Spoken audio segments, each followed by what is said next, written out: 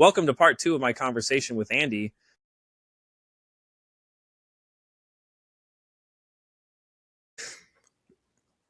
Ever wish you had someone to talk to anytime, anywhere, no matter what you're going through? Meet PsychPal, your 24/7 AI companion designed to help you process your thoughts, calm your mind, and keep you moving forward. Chat anytime during a panic attack, on a restless night, or just when you need to vent.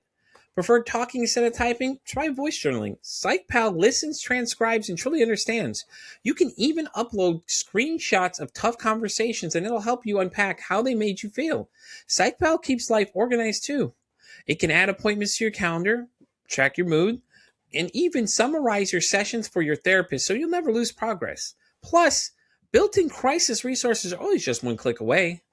It's a privacy first, constantly evolving, made to complement your professional care, not replace it.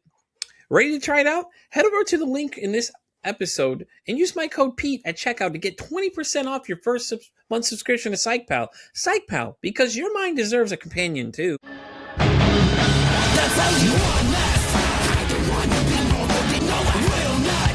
You can try it no more, so you can kill my time. All the times that I've sold this, don't got my pedal through the metal. Told you I'll be a mogul, that's how you want less. I don't want to be normal, so you can stay inside. That's why they say that you're local. You see this world is mine. I'm not leaving you hope for that time. I'm taking all that milk and I will show them no more. So that's how you want last time.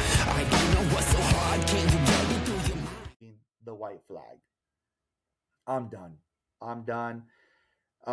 We have our own rooms. We're just pretty much at this point we're just roommates now. Yeah, exactly. I was gonna say, yeah, pretty much like roommates. Yeah. She has her room. I have my room. The kids sleep with me, bro. They rather stay in the room with me, and trying to work this family out bullshit. That's not working. Yeah. It was like the no joke. Maybe a couple weeks later, she went to work because we had a paper route. At one point, we had to survive, bro. We had to survive, man. We survived, man. We had to figure out where to live, where to sleep. I multiple times I had to rent campgrounds and sleep in our tents because we had nothing. I left that apartment to my brothers and the kids. I had nothing. We slept in tents. We would hustle newspapers to sleep in a hotel. That's when I became like a salesman. I started selling newspapers, the Sunday paper on a street corner, and would sell the hell out of it and would make money to survive for the week, and then so on and so on and so on. So we had a paper route. This day I didn't feel like going with her. I'm done, dude. Go have so and so go fucking run the paper route with you. I'll stay home with the kids. And the buddy of mine that I made a buddy of mine, he was across the table from us. I called him up. Hey, Chris, curiosity, bro. Is she there? Nah, she didn't. She didn't come to work. She hasn't come to work in the last couple of days. I'm like, cool, cool. Thank you. I packed my bags. I packed 2 duffel bags with pretty much just clothes. Yeah. I take no belongings. I take no TV. I take nothing. Just everything that's there for the kids. I don't even take the car, even though it's under my name. I don't even take the car. I pack my bags. They're right there in front of the door. The paper route always started like at 3 a.m. That shit was done by like 5.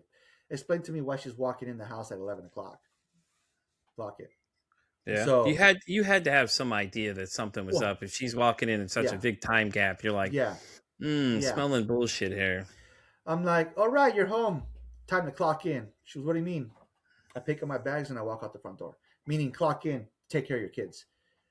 That was the hardest decision of my life because I am now leaving this family and I'm leaving my kids behind. Yeah. And I walk out the door and I just walk.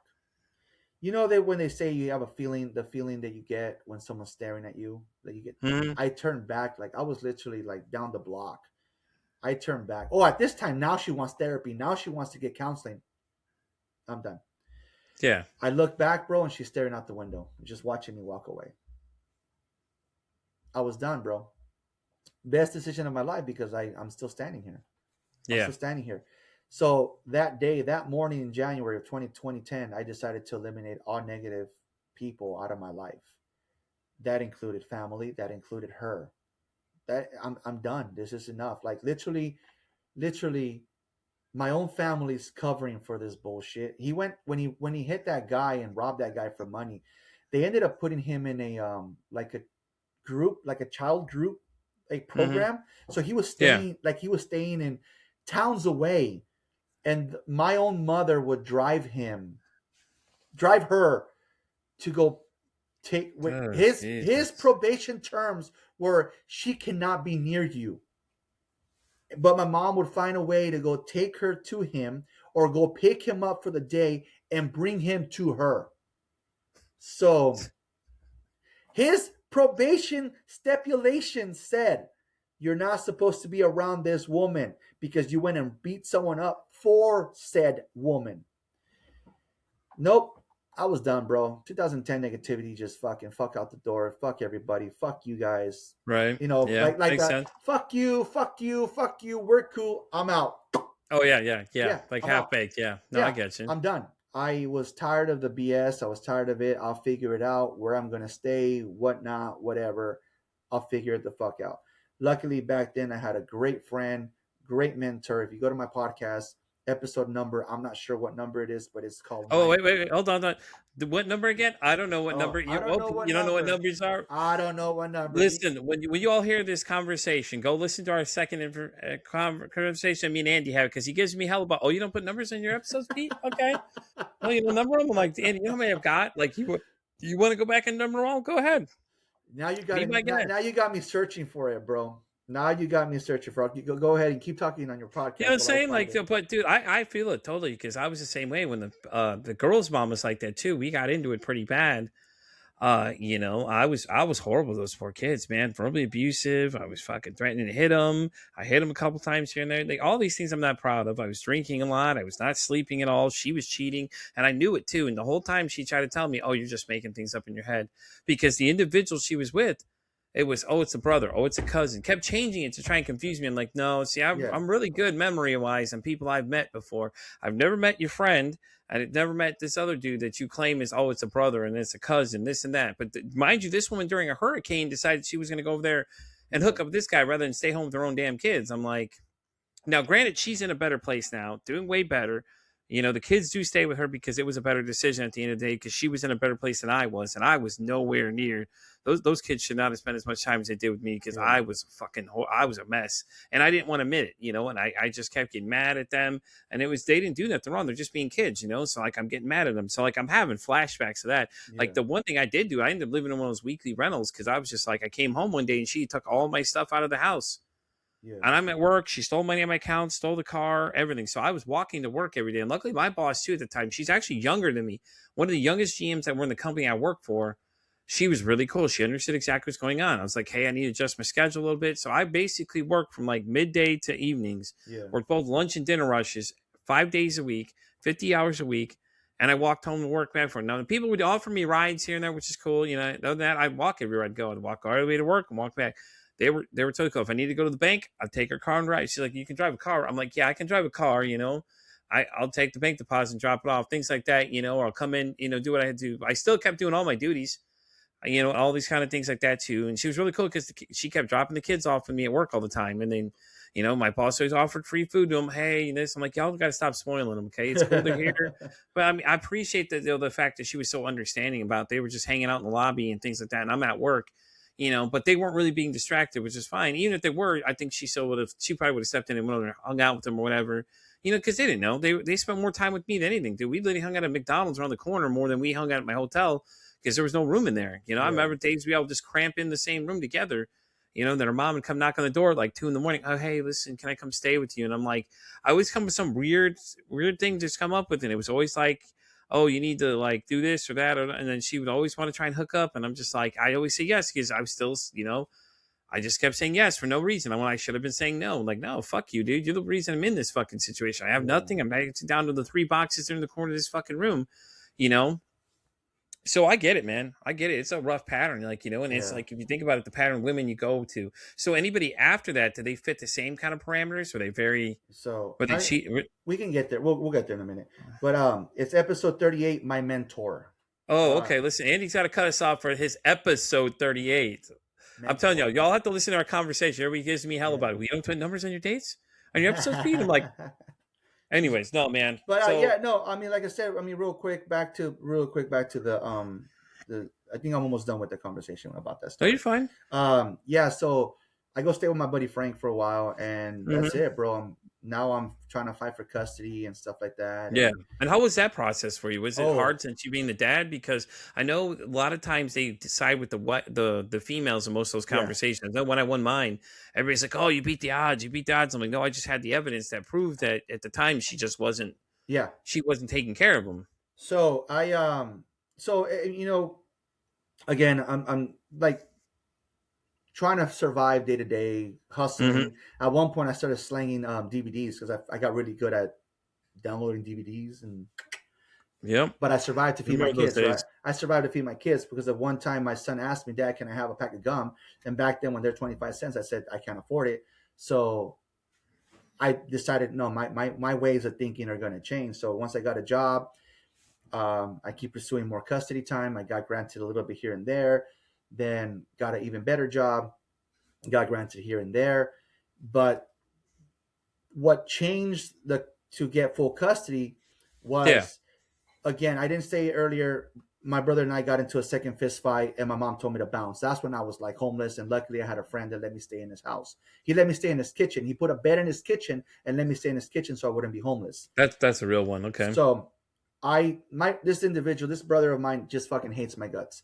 Somehow in 2013 they reconnected, they rekindled, and they got married. Oh, this story just gets better. Here we Oh go. yes. Oh They God. got married. You asked about my court custody, right? They got Yeah. married. So now I'm shitting bricks.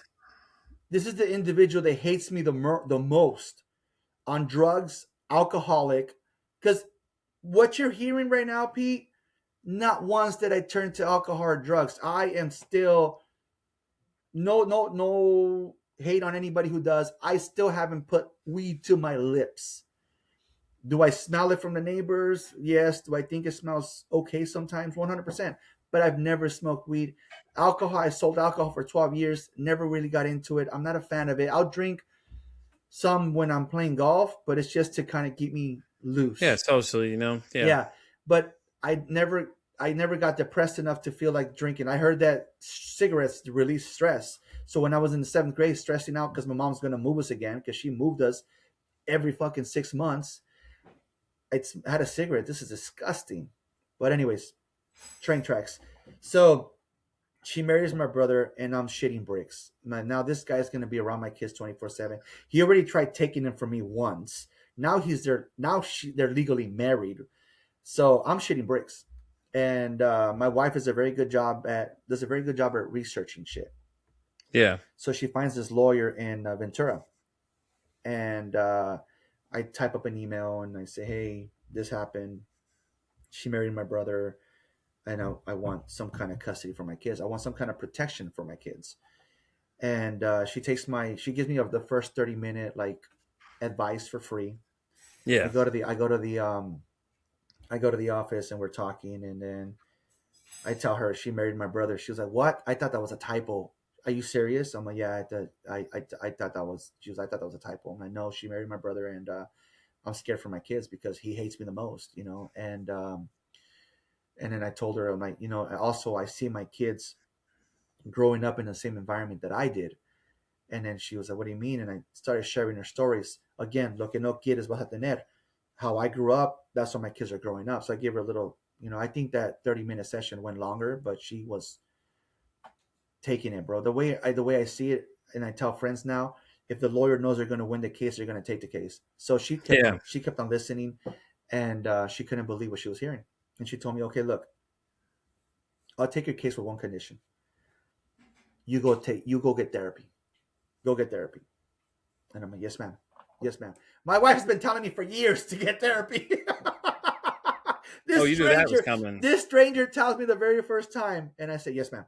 I went and got therapy. That's when I learned about triggers. That's when I learned about a dream that I would have that I thought was a nightmare. That the therapist told me, "No, that's not a dream. That really happened to you Yeah. really quick." I had a dream of I would always get a nightmare of my mom getting off a bus and sad. I know exactly where, on the corner of freaking C Street and Ninth. There's an elementary school and a senior home across the street.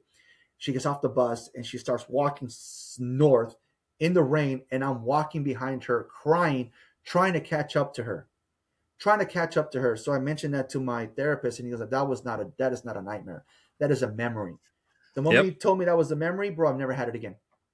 So where was I? Train tracks here. Train tracks here. So I went to therapy. Like I said, he taught me my triggers, and he wanted me to forgive my mom. But then when he realized that the reason that I haven't is because now my siblings are going through the same exact pattern that I did. So he's like, okay, I'm not going to tell you to forgive your mom. The beautiful thing about that is he allowed my wife to come into some of these sessions where he told her, if you really love this man, you need to have a lot of patience because he has a lot of triggers. Yeah. The multiple things set Yep. him off. Multiple things set him off. Let's go to what I said earlier. Are you really going to get it done? To me, I took that as fuck. You're calling me lazy. You know what I mean? So I Mm-hmm. felt like she was gaslighting me. You know what I mean? So again, that's one of my fucking triggers. And so she understood. She accepted the challenge, bro. And we're still together. We hooked up in 2012. Look at what time it is, 2026, and we're still together. Are we perfect? No. I just fought with her. I just argued with her yesterday over something so stupid that I took out of context.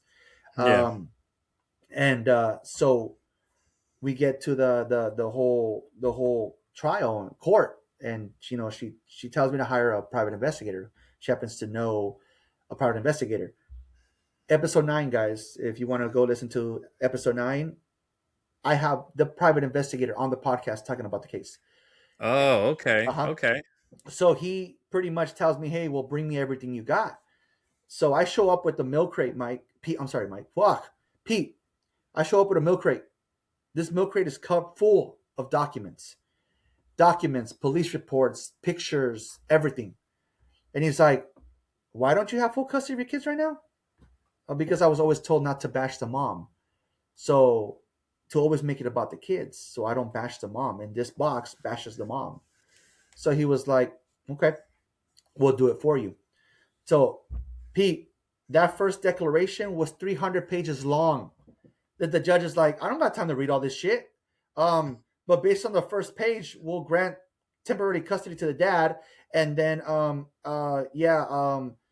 come back in a couple weeks until I read all this shit. My regular judge was out of town, so we had a sub, and then so when we came back, the beautiful thing about my judge was that he loved reading. So Yeah. 300 pages, like nothing. We come back, and the judge is like, "Dude, after reading this declaration, you guys need mediation." I'm like, "Fuck, here we go again. Here we go again, Pete. Fucking mediation. Mediation has done nothing for me." Yeah. We go to mediation, and they start asking me questions. Where do you work? Your number. Where do you live? Who do you live with? Blah blah blah blah blah blah. Have you ever smoked weed? Yeah. No, ma'am. Do you drink? In a blue moon. Blah blah blah. Okay. Boom boom boom. Then it goes back to her. Ma'am, same information, same questions, everything. Do you smoke? No. Interesting. She goes to the fucking page, bro.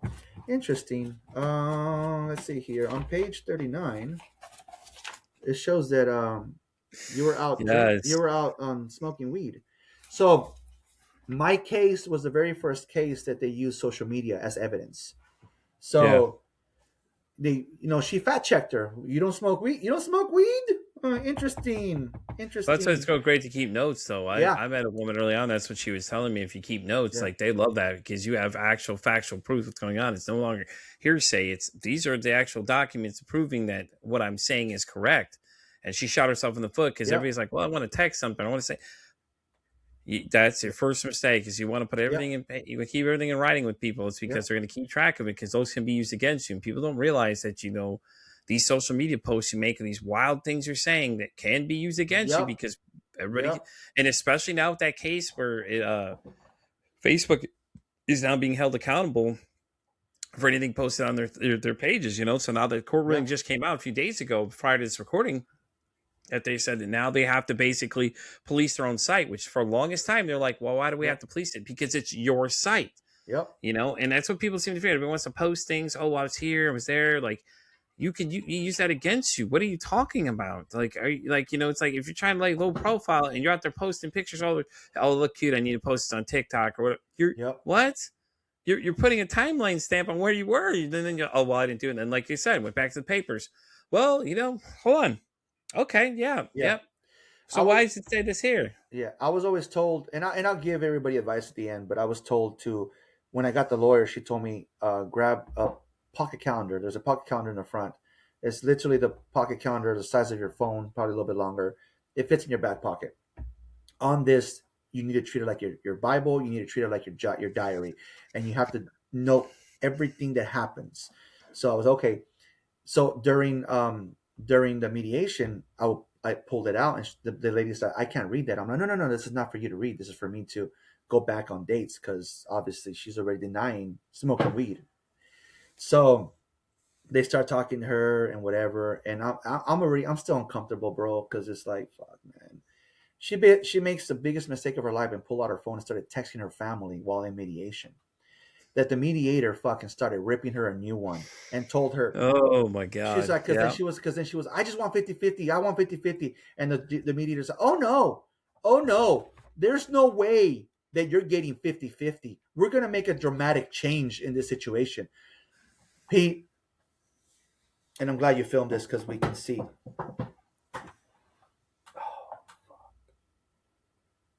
I was able to breathe for the first time when it came As to soon my as you're hearing kids. those words, yeah, I believe it, dude. I believe it. When it came to my kids, I was able to breathe for the very first time. That the mediator just said there's going to be a dramatic change. Pretty much, you just lost your kids, bitch. So we go to, she's not okay with that ruling. She is not okay. So we go to trial. And now it's like, fuck, man, it's going to cost me a fucking penny. We go to trial. They put my wife up on the stand. My wife being the shyest person I know. My wife said, you get one and done, Andy. She was on episode 10. You get one and done. Because my wife truly is my backbone. She got to sit up on the stand, and they're questioning her about certain things. My daughter was infested with lice, infested. My wife knew the brand she used, the type, the times she used it, how she used it, everything. They asked the mom. She had no idea. They didn't even know what brand she was fucking using. So, okay, you're already looking like an unfit mother. Then they asked about like multiple shit. Like I said, everything, bro. Everything that was on those 300 pages, bro. Have you ever drank? Yeah. Have you ever do you drink in front of the kids? And I'll get back to that. And then at one point, she's losing. She's fucking losing. She already lost her kids, and she gets a pro bono lawyer. And the beautiful thing about this lawyer is that my lawyer and her lawyer went to school together. So I know how this bitch works. At one point, my lawyer mentioned my mother, and her lawyer was like, Your Honor, I'm a little confused. What does my wife's mother-in-law have to do with Mr. Martinez? The judge looked at her, bitch, are you stupid? Sorry for all the cussing, guys. He looked at her and he was like, because her husband and Mr. Martinez are siblings. They're brothers. And the mediator was her lawyer was like, I did not know that.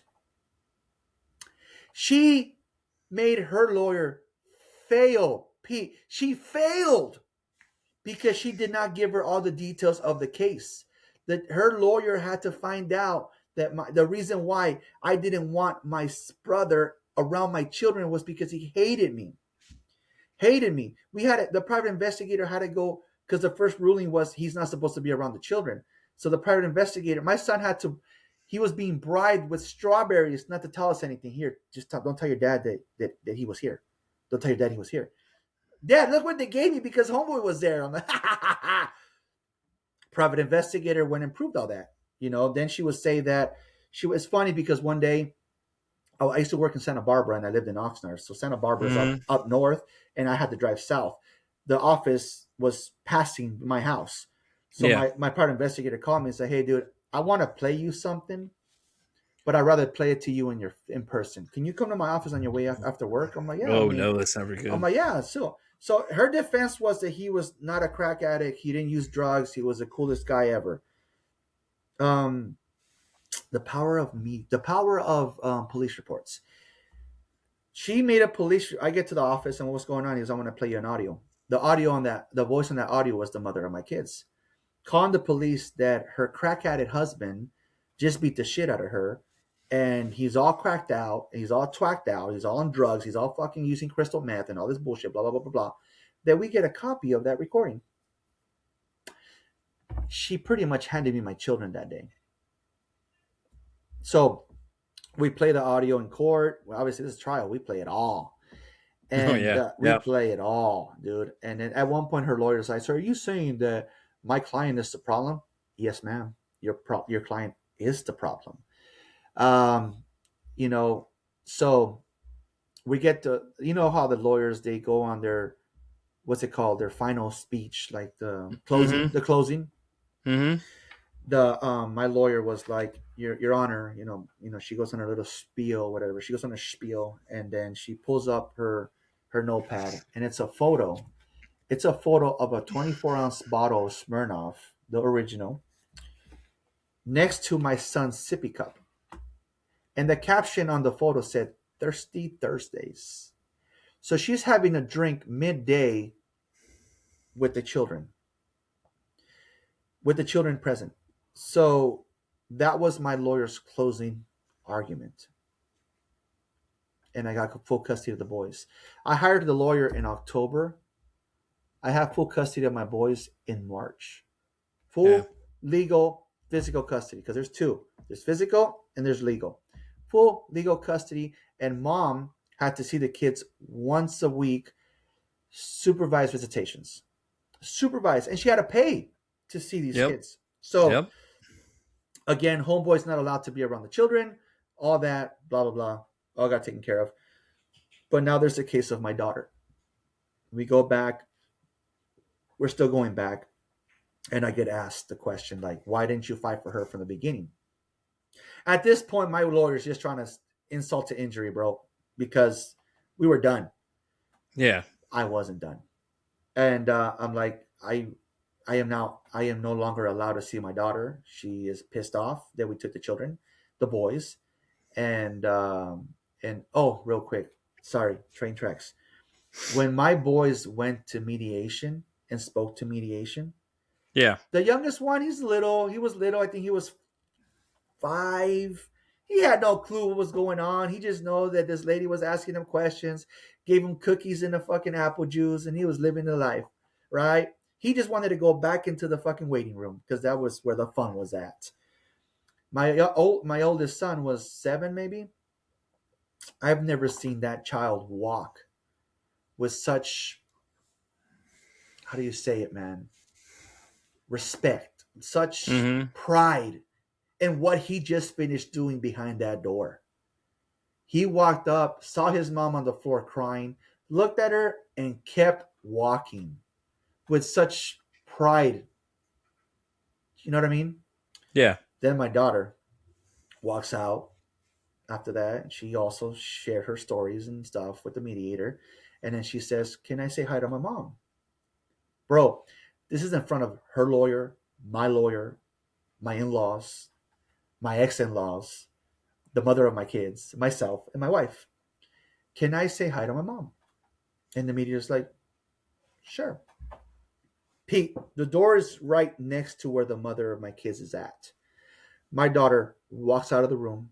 She runs down the hall to my wife Oh, I knew that was going. I had a and feeling. gives her a hug, bro. She runs to my wife to give her a hug. She wanted to say hi to That's her awesome. mom. If she did it for show or whatever the case was, it fucking worked. So we go back to the whole thing about my daughter now. And, hey, since day one, I was there, blah, blah, blah, blah, blah. So because my daughter does have a biological father, they had to find said father. Remember I said earlier, but wait, there's more. So we brought up to the judge that, hey, this guy has had a horrible criminal record. Yeah. And they told us, the judge said, okay, look, you cannot use anything before the child was born. Yeah. Everything happened after the child was born. Right. Turning point, everybody. It happened after that Oh point. yeah. So So my private investigator, the lawyer tells him, go. He's at this prison. Go talk to the guy and go check it out. He goes, pretty much he's there to tell the guy, you need to sign these documents that you're acknowledging that Andres, Andy, will be Layla's father. Sorry, Nia, blasted your name out there. Um, he's going to be her father. And he was like, Yeah. well, nah, I mean, nah, blah, blah, blah, and this and that, blah, blah, blah. Okay. All right, cool. He didn't want to sign the paper. Fucking drove back. So now it's us to go to trial again. And so the judge is like reading documents, reports, and everything. So he's already like, fuck, are you fucking serious? Are you fucking serious, man? Okay. So pretty much, the mother of my kids made a comment before that because they asked her, pretty much, they kind of gave her a chance. What are you going to do? What are we doing here? Yeah. And she pretty much said, you can't help who you fall in love with, is what she stated. So pretty much what she stated was, I'm choosing a man, his brother, over my own kids. Yeah. So the judge took that into consideration too, and he was like, "Well, technically, he's not biologically her father." And Yeah. then my lawyer is like, "But sir, you already when he took custody of the kids, you already gave him visitations to the daughter to his daughter. You have it on paper that when he picks up the kids, he picks up his daughter as well because he's always picked up his daughter. What's the problem now? Why can't you grant him this?" And he was like, "Well, fuck. After looking at everything, ma'am, if these are the kind of people you're gonna have around the children, again, shit, my bad, train track. In 2010, when I left, she hooked up with an individual that was a homie from the hood that actually burned my son. He still has a scar on his finger. He burned him with a cigarette, right? Then I believe that he tried to drown them in the bathtub Oh because when Jesus. I tried to give them a bath, it was bloody murder, bro. I thought the neighbors were going to call the cops because they were screaming so bad. I'm like, fuck, I have this cruelty to a child charge. I don't need this shit going on right now. So okay, poop. That guy was murdered, by the way. Wow. So his own people took him out. So again, example one, this individual that you had a kid with, in and out of prison, drugs. The second individual gets murdered, gang related. Yeah. The third individual is this guy's brother, also in and out of prison, like in and out of jail. Are you serious? These are the kind of guys you want to have around your children? Like, does it make fucking sense? Nope. Obviously, he didn't swear, but so pretty much he, you know what? Yeah, child custody goes to Mr. Martinez, and not only are you getting child custody, you're going to be able to add your name to her birth certificate. So now I am legally her father.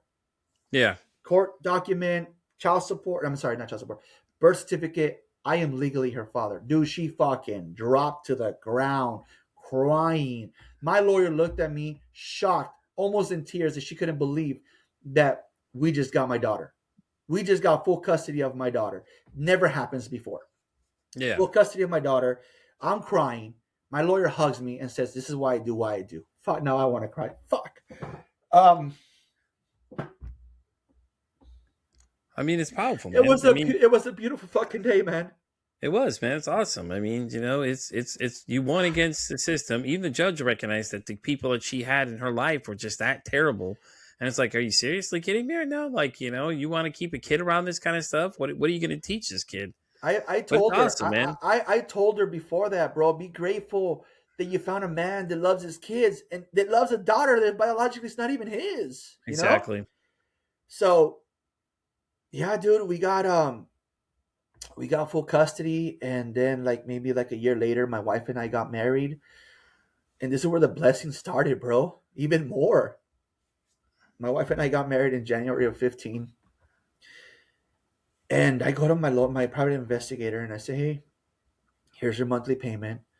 And he's okay. And he's making notes. You can hear him on this, you know. Yeah. Hey, what day did you and your wife get married? And I'm like, oh, on this day. It's okay. I take my invoice like I do every month, and I start walking away. He said, hey, look at your invoice. $3,000 bill, wiped clean. He gave me a $3,000 wedding gift. That's awesome. Fast forward 2017, 2 years later, I'm making my monthly payments to my lawyer now. I become friends with this private investigator. We're like I said, episode 9, he's on there, and we pretty much share this story. Um, he We are now, the mother of my kids ends up deciding to, you know what, fuck it, I'm gonna take off to Oregon. She doesn't even fucking tell her kids, which broke my daughter's heart because at this point my daughter's 11, 12, bro. Yeah. She has a relationship with her mom. She loves her mom, and she takes off. At the same time, we come to visit my family out here. My wife's, my mother-in-law, my sibling, my new siblings and stuff.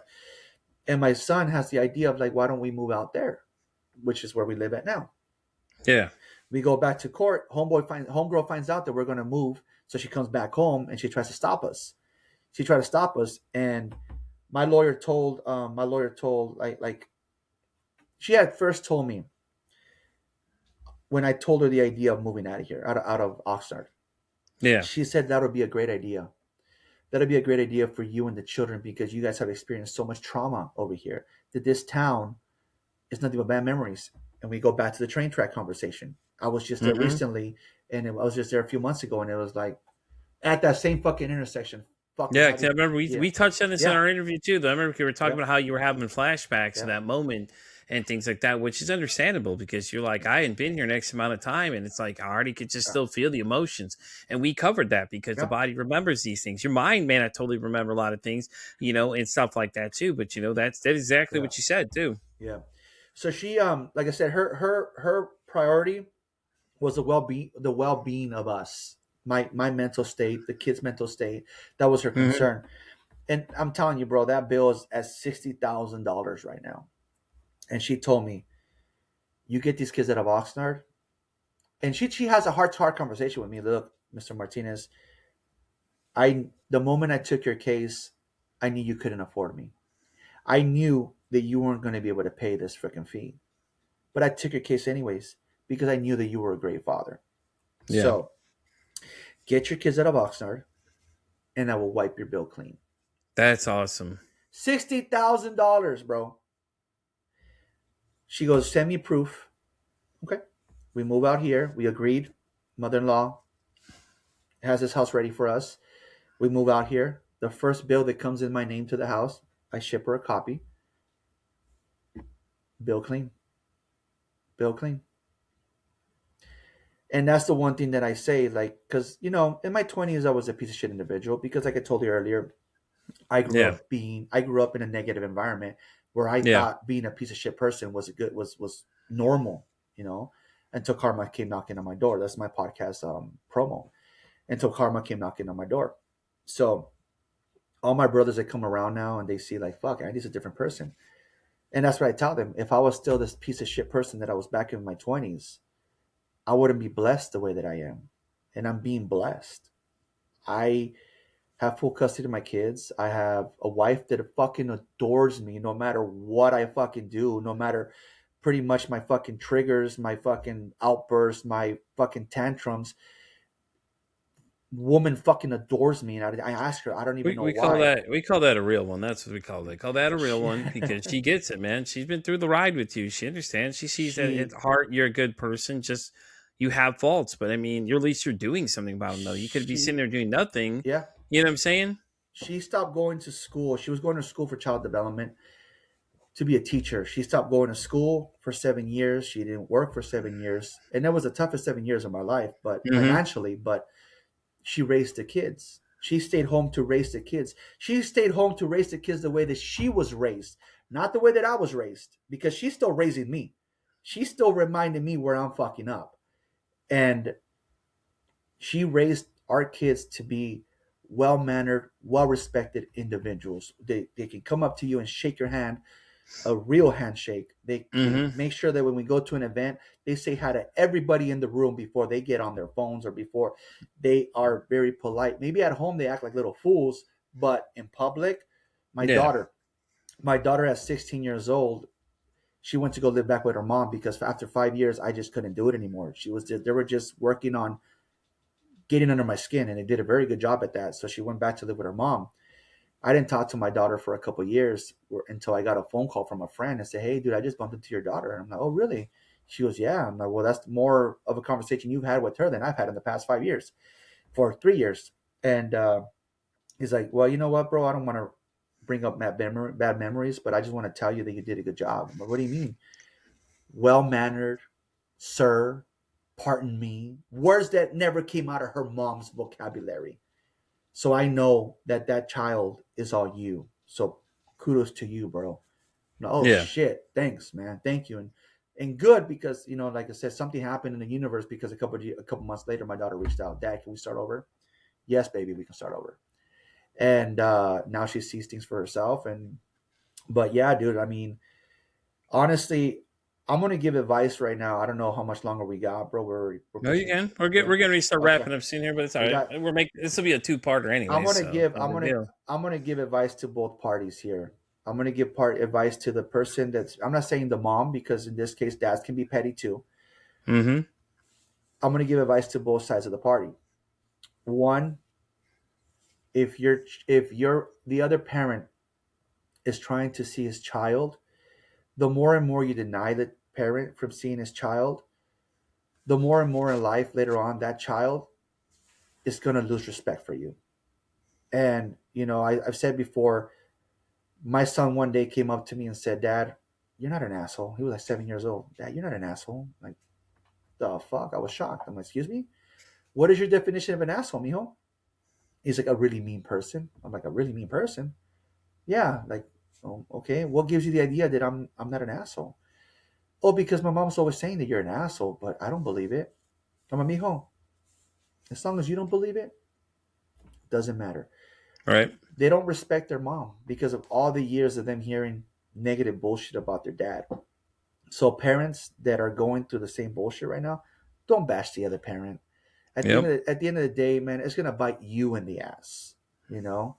Second, never tell a dad or a mom that their kids don't love them.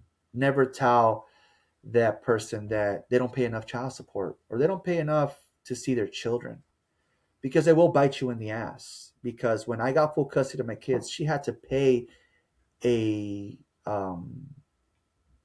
location to see her kids once a week. She had to pay to see her kids.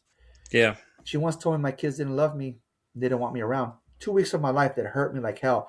I stopped calling my kids. I stopped picking up my kids to teach her a lesson. Bro, kids love me, man. They either like call dad, dad, dad. Okay, cool. They never tell me my kids don't love me because that's obviously not true. So Yeah. please, please, please, please, never tell the other parent that your kids don't need them, they or love them. Because speaking from experience, my kids want nothing to do with their mom, and my son, my 18-year-old son, almost 19-year-old, is going to college and just got a job. I did not see him for 3 or 4 days straight, and he tells my wife, "I miss my dad. I haven't seen my dad in a couple of days." He wakes up super early in the morning on Thursday just to have a small conversation with his dad while his dad's getting ready to go to work. That little bit, bro. Yep. Their kid, my kids don't love me apparently, right? So please, parents, please, please, please, if you guys are going through some bullshit, please don't be petty. Please don't be petty. It's gonna bite you in the ass. Trust me, it's gonna bite you in the ass. Now, for the parents that are out there actually trying to be parents and be there for their kids, I'm going to tell you right now. I said earlier, there's a milk crate that I took to my private investigator to look at everything, police reports, pictures, um, just all kinds of shit, documents, court documents, and everything. You do not win your kids' custody with hearsay. You don't. You win your kids' custody. You win custody of your children on facts. Get yourself a pocket calendar and write everything down. Doesn't matter. The Mm-hmm. simplest, stupidest bullshit. You might think it's stupid, but it helped me. On this day, I called my children, spoke to them for 5 minutes. On this day, I called my children. She ignored my phone calls 3 times. On this day, I picked up my children. They looked like shit. On this day, I picked up my children. From this time to this time, she was 15 minutes late. So on and so on. Everything. My son just found that book, and I had to stop him from reading that book because even though he's 18, I don't feel he's mature enough to read that fucking book. Because he Yeah. started reading, he was like, Dad, you wrote everything. And I stopped him from the part that it said, I'm being accused of my son being overweight because he eats too much, because I'm feeding him too much. Because my son was a little plumpy. He was big, Yeah. you know. the doctor always told us, don't even trip. He's gonna stretch out. Dude, in junior high and high school, he went from being a little plumpy kid to fucking tall and skinny. Like, he slimmed down. Handsome kid. And I'm like, kid, And so all this shit was on there, bro. I wrote everything down. If I knew back then what I know now, I wouldn't have needed a lawyer because now I know what's up. Yeah. I've actually helped a friend, Officer Ricky. If those of you listen to my podcast, Officer Ricky's has been on there regularly. When he started listening to my podcast and being a guest on my podcast, he started using my stories out on the field. He's like, "Do you have legal custody of the kids?" No. Was it? Well, then your baby daddy can take your kids all the way to Mexico, and there's nothing you can do about it because Yep. you guys all have no legal documents. So I've used what I know to help friends save money on lawyers because hey, you don't need to get a lawyer. Right now, I have a friend that's going through the same bullshit. In this case, I told him, "You're gonna win, bro. Why are you gonna win? Because one, you're taking my advice, and two, because when she texts him, he wants to lose his shit. Nah, bro, calm down, calm down. Read me the text message, bro. That sounds a little too hostile. Change some words around. Change the word you. Change the word I. Change those accusatory words. Don't use those words." He's Yeah. okay, and he rewords it or whatever. But the reason why I feel he's gonna win is because she took the kids 6 hours away without his consent. Yeah. A lot of cases that's a real Yep. good way to get yourself Yep. pinched, man. So again, for parents that are being petty, please don't, because at the end of the day, your kids are the ones suffering. Like I didn't see my kids for 2 weeks, and I told the judge that, and the judge ripped her a new one. Just because you had them doesn't mean that he doesn't have the rights to see his children. Mm-hmm. So parents that are being petty, please don't. You're not gonna win. Parents that are being parents and want to get full custody of their kids, or not even full custody, some custody of the kids, please lead on facts, not hearsay. Hearsay is not going to win you shit. Facts will. Exactly. You are welcome to reach out to me on my Instagram page to talk to me. I don't mind giving you advice, free counseling or whatever you want to call it. I don't mind because it helped me get custody of my kids. Again, I see things. My brother's going through something similar, and I see it, and it kills me, but I can't do nothing about it because they're not my kids. Yeah. When my boy over here calls me almost in tears because of what his baby mama did, taking the kids 6 fucking hours up north, then that I hear the break, and I had to cut him off one day. I'm sorry, bro. I'm gonna call you back later, man. You are fucking triggering the shit out of me right now because of what you're going through right now is what I went through. So let me call you back. Let me calm the fuck down, and I'll call you back. Yeah. Yeah. So I'm going to repeat it till I'm blue in the face. Petty parents, please don't. And parents that are trying to do good, document, document. Actually, my buddy calls me and says that. Hey, Andy, what's up, bro? Document, document, document. Write everything down. Write everything down. The beautiful thing about text messages, you can screenshot and use them as Mm-hmm. evidence. But get yourself a pocket calendar. Go to Walmart, go to Target, and it's a little pocket that fits in your back. It's a little calendar that fits in your back pocket, and write everything down. Trust me, the fact that you had the time to write shit down, they take you serious. They Yeah. take you serious. A mediator will take you serious, and I think I've said enough, Pete. All right. Well, listen, before we wrap up this episode, we're going to ask you the all important question. If your mental health had a song, what would you say that song would be?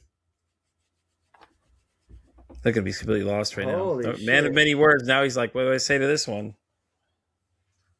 I ask every single person the same Okay, question, man, and these answers okay. get great.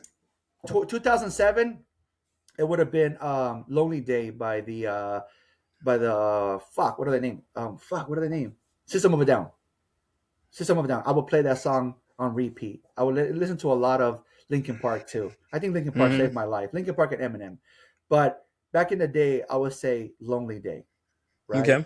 "Lonely Day." But as time has come to what it is now, it's a beautiful morning. Woo! Oh. Oh my God! Yes. Okay. Yep. I like it. All right. That works. Yeah. Yeah. It is, bro. I'm truly blessed. to where I am today to where I was back then. It's hard to believe that 16 years ago I was homeless in a way, no job for 2.5 years. I didn't even have a license. I didn't have shit.